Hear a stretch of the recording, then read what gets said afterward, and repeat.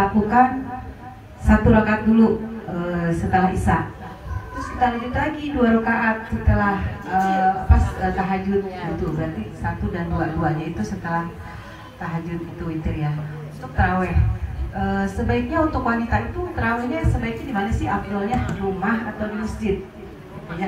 Kalau di masjid mungkin dapat silaturahimnya ya ke jamaah dengan tetangga. Terus kita mau ambil afdolnya di mana, di rumah atau di masjidnya?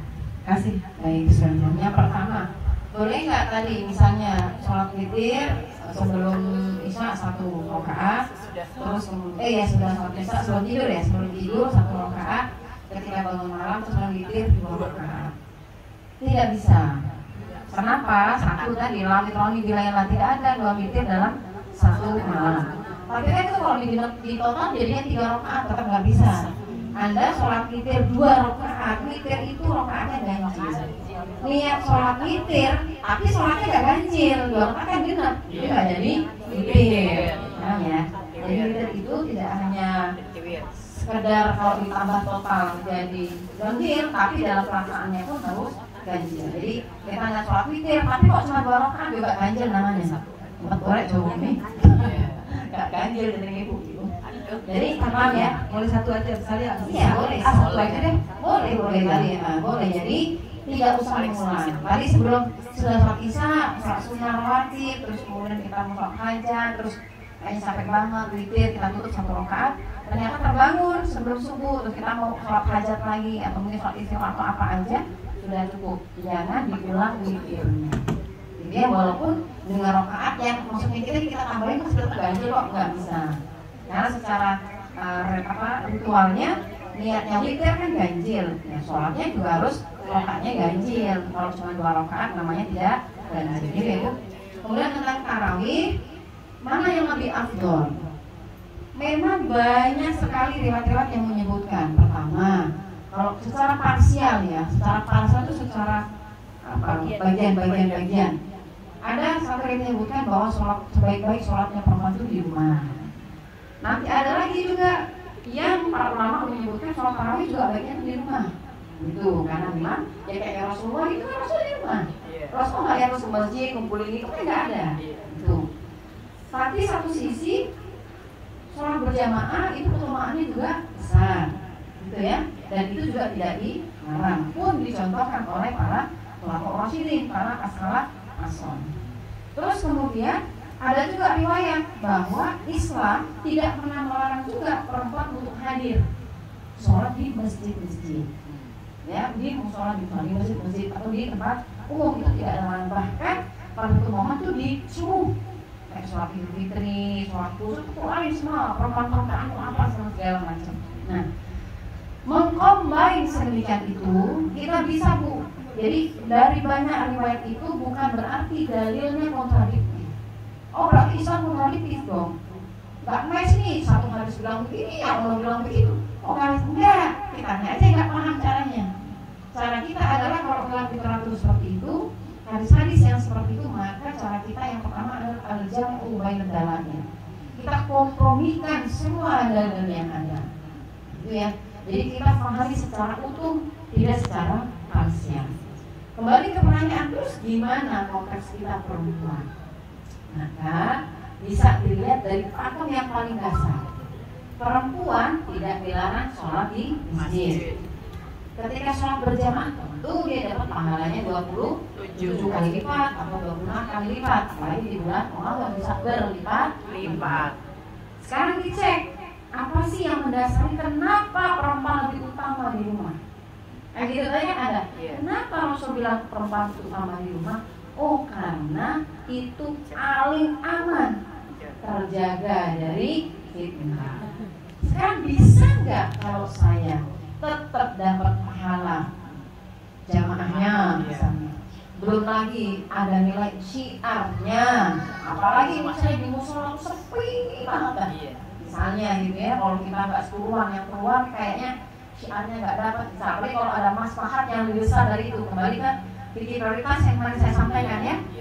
Bisa nggak saya tetap jamaah, tapi saya juga terhindar dari fitnah. Nah itu berarti bisa. Silakan.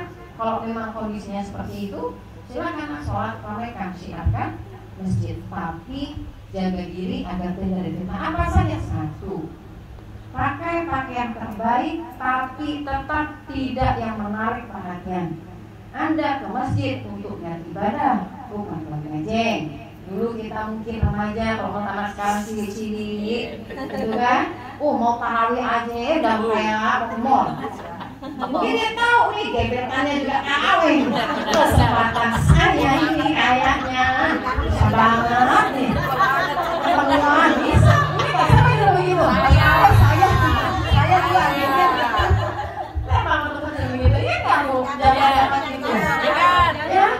Ya Allah baru kalian keluar lebaran tuh lah pakai baju lebaran. Alasannya. Maka dengan aku tuh sini kita di masjid, gitu ya. Angkatnya lah pada satu ketika masjid ya Allah tahu itu yang Anda apa niatnya, kan? Bisa gitu kan? Kayak muda-mudi, gitu kan? Iya.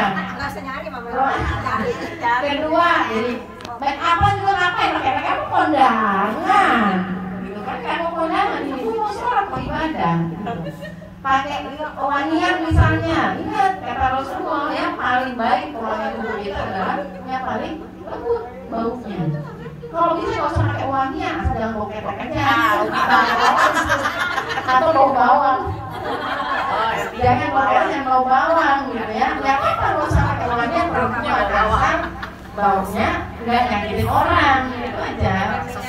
Ambil rasa sesek, udahlah tahu padel, panas. Hati makin panas, kayak semerbak nyam-nyam.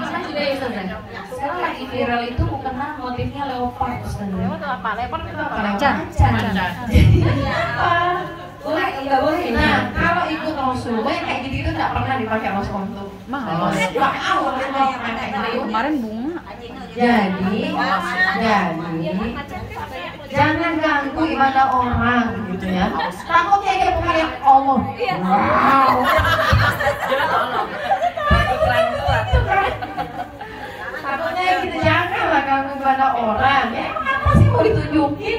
Jadi jangan, ya jangan. Yang viral ya, jangan. Yang viral belum tentu ya. Nah, yang viral belum tentu ya baik ya. Gitu.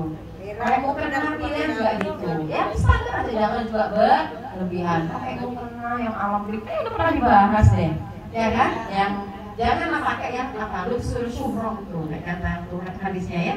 Jangan kita pakai hal-hal yang kemudian syuhroh hanya untuk orang tuh kemudian terpusat bayarnya ke kita. Mau tarawih bu, bukan mau dagang, orangnya staher. Lang-lang kena baru, ya jangan disorot ini kan. Boleh bukan lagi juga mukena bulu dipakai, enggak.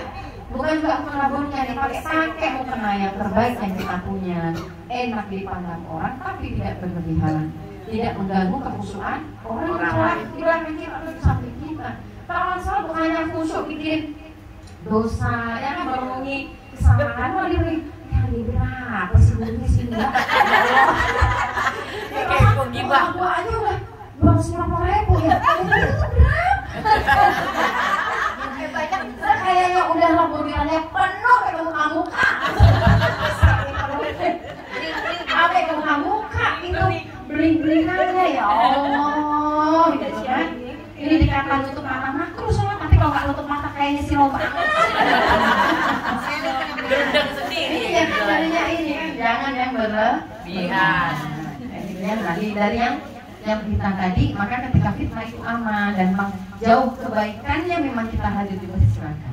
Tapi kalau dinilai lebih baik memang kita di rumah silakan di rumah saja. Insya Allah juga itu tetap utama. Tetap ya mendapatkan nilai keutamaan sama tarawih pastinya. Jamaah di rumah sama anak perempuan, gitu ya, dirasa saja.